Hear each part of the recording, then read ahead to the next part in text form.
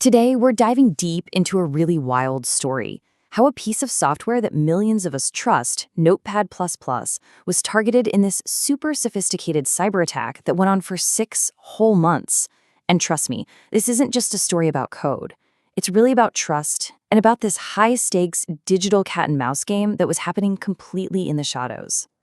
You know, it's a question we almost never ask ourselves, right? You see that little notification pop up, hey, an update's available. You click install, you move on with your day, and you just trust that you're getting a legitimate, safe patch. But what happens when that trust gets exploited? What if the update itself is the weapon? Well, that's pretty much exactly what happened here with Notepad++. For half a year, its entire update system was secretly hijacked, which means that users who thought they were just getting the latest, greatest version were actually at risk of being handed a malicious payload. So let's really get into how they pulled this off. Okay, let's set the stage. Notepad++ isn't just some random application. It's this beloved, open source tool. It's supposed to be simple, reliable, and above all, safe. And it's that very trust, that reputation, that made it such a juicy target for a very specific kind of attacker. So who was behind this whole thing, and what were they after? Well, all the forensic evidence points to a state-sponsored group. And their approach was, well, it was surgical. They weren't trying to infect every single Notepad++ user out there. No way. They were incredibly selective, only going after specific individuals. I mean, think about this. On a server hosting a bunch of different websites, they ignored everything else. Their entire effort was focused just on the Notepad++ domain. That tells you their goal was super precise. Most likely espionage or surveillance against a very small, very specific group of people. All right, so how on earth did they do it? This wasn't a case of finding some bug in the Notepad++ code itself. No, the attack was way more subtle than that. It targeted the delivery system, what we call the software supply chain. Let's break down the mechanics. The key to understanding this is a concept called infrastructure-level hijacking. Okay, imagine this. You order a package online from a company you totally trust. The package itself is sealed and secure, but the attackers, they bribe the delivery driver, and that driver swaps your package with a fake one right before it gets to your door. That is essentially what happened here. The attackers didn't break into Notepad++, they just took control of the road it traveled on. So here's how it worked in 4 basic steps. First, your copy of Notepad++ sends out a totally normal request to its server, just asking, hey, is there a new version available? Step 2, the attackers, who have already compromised that server, are just sitting there, waiting to intercept that specific request. Now, step 3 is where the real precision comes in. They check if the person making the request is one of their targets. If not, the request goes through like normal, no harm done. But if it is a target, wham! They redirect that single user's request to their own malicious server. And finally, step 4. The target downloads what they think is a legitimate update, but it's actually the attacker's malicious file. Pretty sneaky.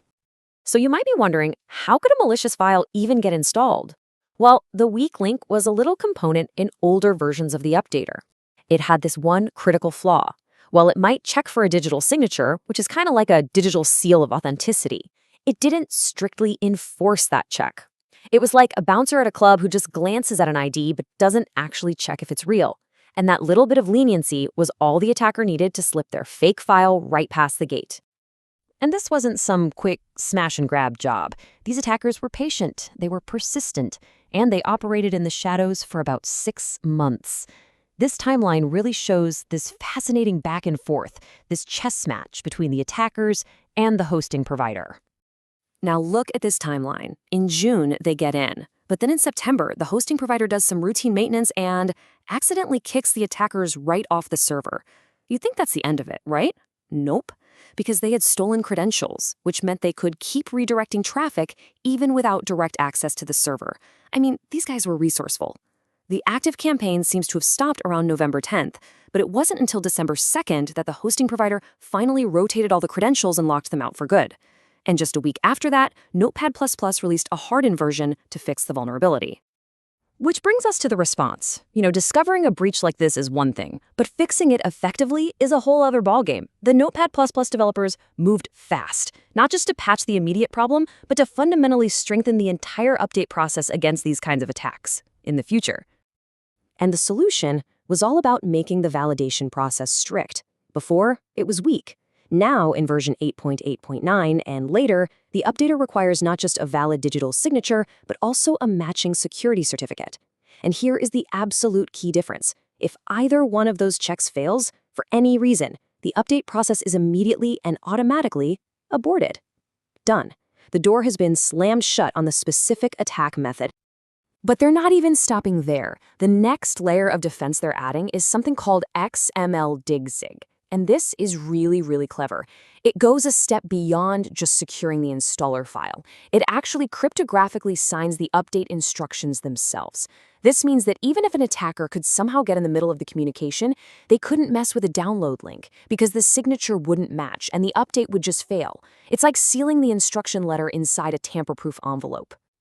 And this isn't some far-off theoretical fix either. This enhanced security, the XML DSIG enforcement, is actually scheduled to go live in version 8.9.2, which should be out pretty soon. It just shows a real commitment from the developers to keep hardening their security as these threats evolve. Okay, so let's zoom out. Why are we talking about this? Why does one attack on one piece of software matter to all of us? Well, it's because the lessons we can learn here apply to pretty much every piece of software we use every single day. So what are the big takeaways here? First, that even the most trusted software can become a target. Popularity can be a vulnerability. Second, these supply chain attacks, the ones that compromise the delivery of software, are a very real and growing threat. Third, keeping your software updated is absolutely critical. In this case, the fix that prevented the hijack was in a new update. So installing it was literally the only way to get safe. And finally, that security is never done. It's a constant cycle of finding threats, responding, and improving your defenses. And all of this leaves us with one last pretty critical question. We all rely on these automated updates to keep us safe, but this whole incident proves that the update process itself can be the point of failure. It really forces us to ask, in this incredibly complex chain of digital trust, who's guarding the guards? It's a sobering thought, for sure, and a powerful reminder that vigilance is needed at every single step.